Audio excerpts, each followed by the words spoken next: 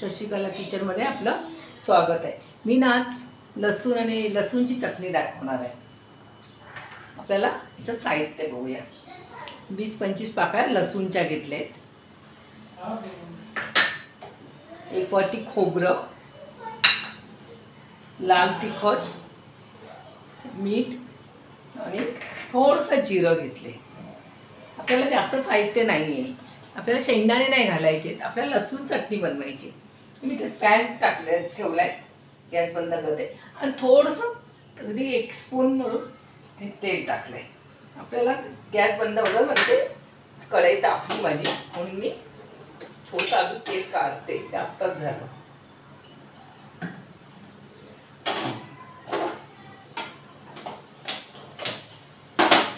आपल्याला पहिले लसूण भाजून घ्यायचे, फक्त 1 मिनिटभर भाजायचे।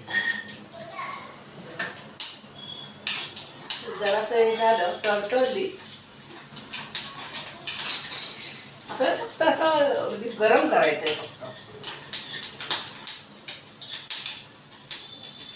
आणि लसूण तडतडली, त्याला आता खोबरं भाजायचं आहे। खोबऱ्याचा कलर पण आपल्याला बदलायचा नाहीये, फक्त असं त्याला गरम करायचं आहे। कारण गरम करायचं आहे का, त्याला तेल सुटलं पाहिजे म्हणून, नाही तर आपली लसूण अशी एकदम सुट्टी सुट्टी होणार।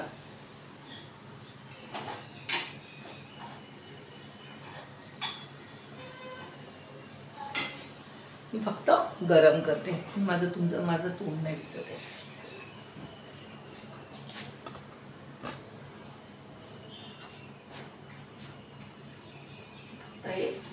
गॅसवर थोडंसं गरम करते, 2-3 मिनिटच।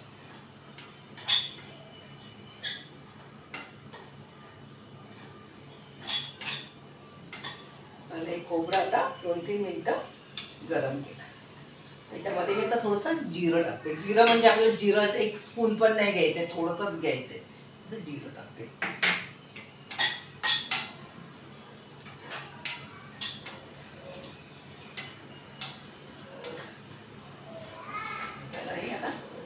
चांगलं गरम झाले, गॅस बंद करते। आता हे थंड झाल्यानंतर आपल्याला मिक्सरला लावायचं आहे, थोडं थंड होऊ दे। तर हे आपल्याला मी फक्त असं गरम करून घेतले, त्याचा कलर नाही बदललाय। आता मी याला थंड करत ठेवते। आपल्याला हे थंड झाल्यानंतर मिक्सरला लावून घ्यायचं आहे। याचा मी कलर बिलकुल बदललेला नाही, फक्त मी गरम केलेला आहे। आपल्याला कलर नाही बदलायचा आहे।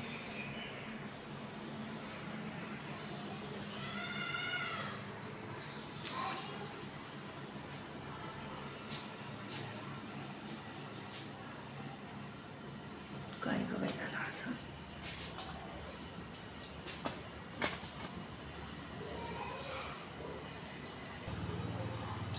तर आपल्याला नाही आता थंड झालेलं आहे। मी आता या भांड्यामध्ये काढून घेते मिक्सरच्या। थंड झाल्यानंतर आपल्याला ह्याच्यामध्ये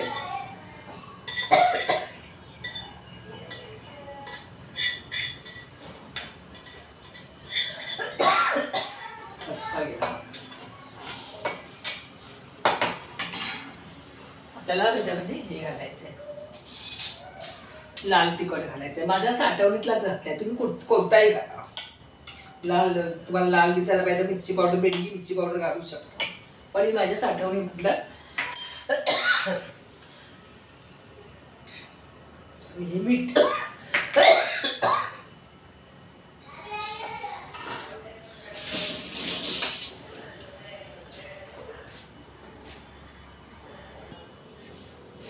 हे बघा, आता मिक्सरला लावते। मिक्सरला आपल्याला कसं फक्त चालू बंद करायचंय।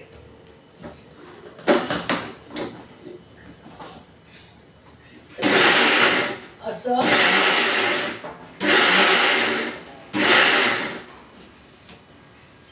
आपल्याला एकदम स्मूथ हे नाही करायचंय, आपल्याला अशी एकदम आपल्याला हे अशी चटणी ठेवायची, आपल्याला बारीक एकदम वाटायची।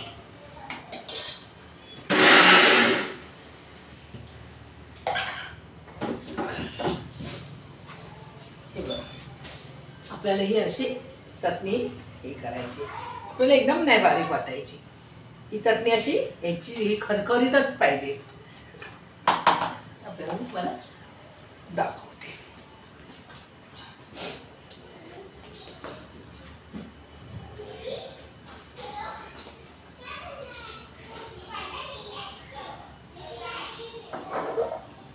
चटणी आता आपल्याशी मस्त थंड झाली की आपल्याला अशा चिनी मातीच्या बरणीत किंवा काचेच्या बरणीमध्ये काढून घ्यायची. तुम्हाला अशी मस्त काचेच्या बरणीमध्ये बघून दाखवते.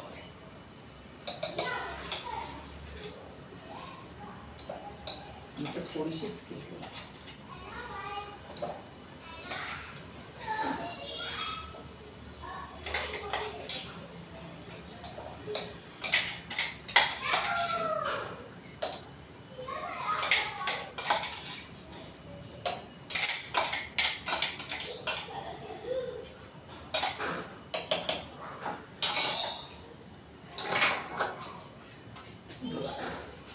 बरणी माझी मोठी आहे आणि चटणी झाली कमी.